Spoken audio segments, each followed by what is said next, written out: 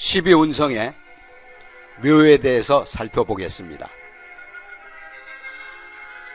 진술충미를 고지라고 합니다. 이 묘성은 마지막 단계로서 가장 중요한 부분입니다. 묘는 12신살의 화개살에 해당하고 완자는 침잠의 시기이며 생명의 정지기를 말합니다. 태양의 일몰 현상이며 무생명의 암흑세계입니다. 운성의 마지막으로 인생무상이요 재행무상입니다. 묘의 상학은 정신적 실행력에 있고 하학은 문자 그대로 무덤을 뜻하여 일명 창고고자 감출장자의 고장의 의미를 비장하고 있습니다. 묘는 거두어 보관하는 곳으로서 시신의 안치는 물론 재물의 수납 공간으로도 활용됩니다. 그래서 사주의 묘는 죽음과 재물을 아우르는 단어이지만 운용 방법에 있어서 육친의 묘와 재성의 묘는 달리 작용됩니다. 묘는 흙무덤으로서 토지의 특성인 영속성과 확정성을 상징합니다. 세상사 무연하고 자신의 현재에 충실하며 자신만의 세계에 안주하려는 지극히 안정지향적이고 보수적 특성을 표출합니다. 순수하고 담백하지만 사시적이고 외골수 성향이기 때문에 매사 원만한 듯 해보여도 자신의 정체성이 확고하고 수성심리가 여타의 운성보다 강해 알다가도 모를 묘한 심리의 소유자가 많습니다.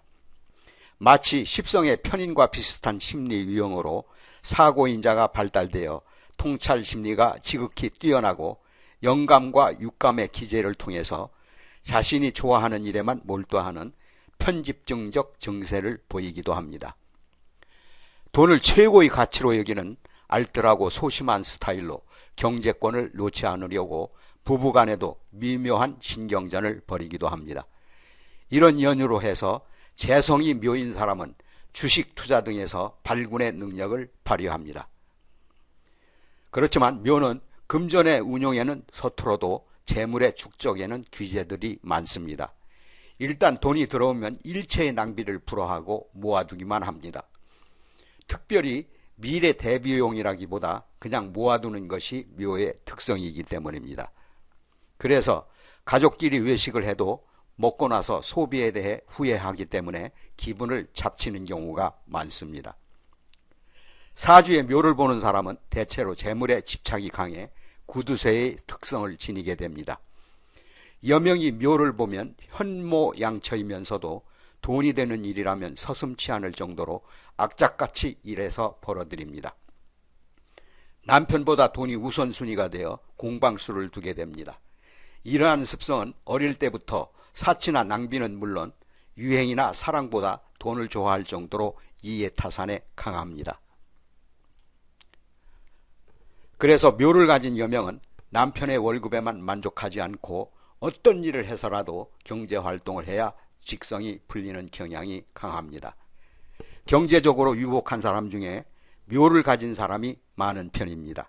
아내가 묘를 가진 사람이라면 마음껏 경제활동을 하도록 해야 집안이 편안하고 건강해집니다. 사주가 극제됨이 없이 재고를 보면 경제관념이 투철하고 사업적 마인드가 정립되어 반드시 재복을 타고납니다. 그러나 재고가 합충형이 되면 재우는 멈추지만 재고를 다시 합충형한 행운에서 다시 발복을 합니다.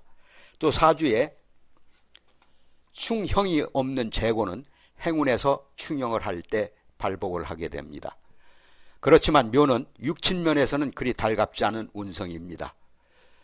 거법의 묘는 충형하는 시점에 천간의 육친성에 건강과 수명의 분리절단이 올 수 있음을 암시하기 때문입니다. 보통의 포태법과는 달리 인묘는 양포태를 적용하되 음포태를 참조합니다.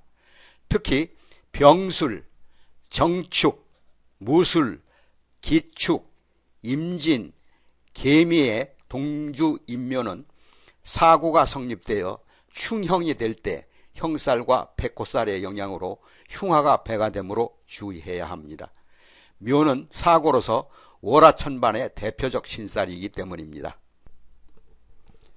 사지 묘의 작용에 대해서 살펴보겠습니다. 연지의 묘는 윗사람을 공양하려는 장자와 같은 심성이 강합니다. 월지의 묘는 초년고생이 심하고 배우자 운이 불미하나 대체로 일주의 시기가 끝나는 시점에 발복의 기틀이 마련됩니다.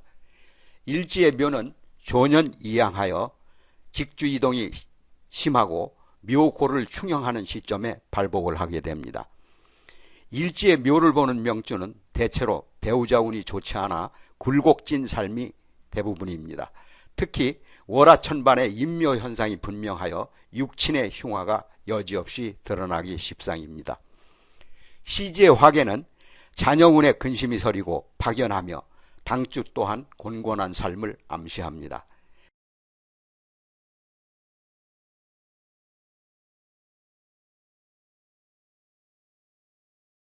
십성묘의 작용에 대해서 살펴보겠습니다.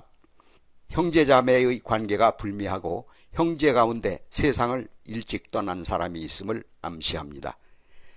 식상이 화기에 들면 여명은 산액으로 자식난이 예상되고 자식 또한 속을 태우는 경우가 많습니다.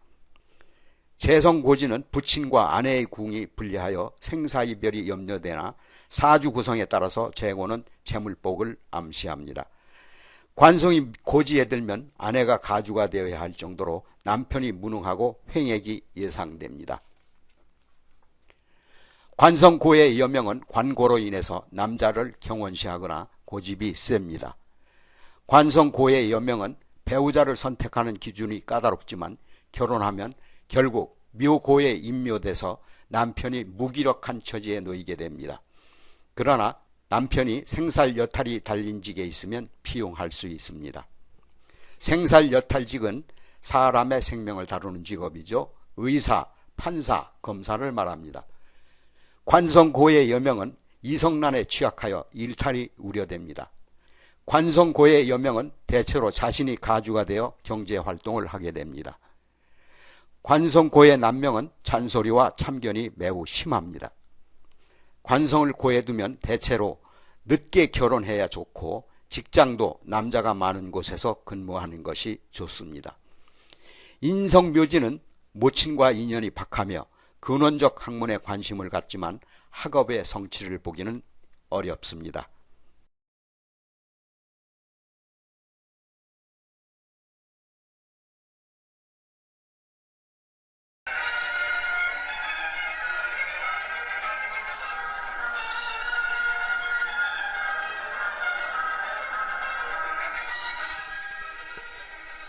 이솝 우화의 염소와 당나귀 편입니다.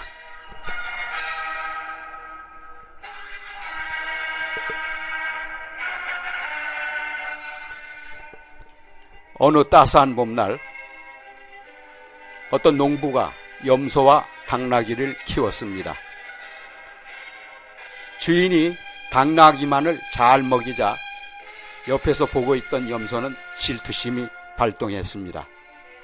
그래서 당나귀를 위하는 척하며 당나귀에게 말합니다. 내가 보기에 너는 어떤 때는 맨날 맷돌만 돌리고 어떤 때는 맨날 무거운 짐만 실어 나르고 있단 말이야. 너는 지금 내가 보기에 끝없는 형벌을 받고 있어. 내가 방법을 가르쳐 줄 테니 그대로 해봐. 일을 하다가 갑자기 발작을 일으켜 그러고 구덩이로 떨어져서 그걸 기회로 좀 쉬란 말이야 하고 조언을 해 주었습니다. 당나귀는 염소의 말을 믿고 그대로 따라서 구덩이에 떨어졌다가 온몸에 상처를 입었습니다. 주인은 수의사를 불러서 치료를 부탁합니다. 수의사는 당나귀를 진료하고 주인에게 말합니다. 주인장, 이 당나귀는 염소의 허파를 먹으면 곧 나을 겁니다. 그래서 주인은 당나귀를 치료하기 위하여 염소를 잡아 당나귀의 치료에 쓰여졌다고 합니다.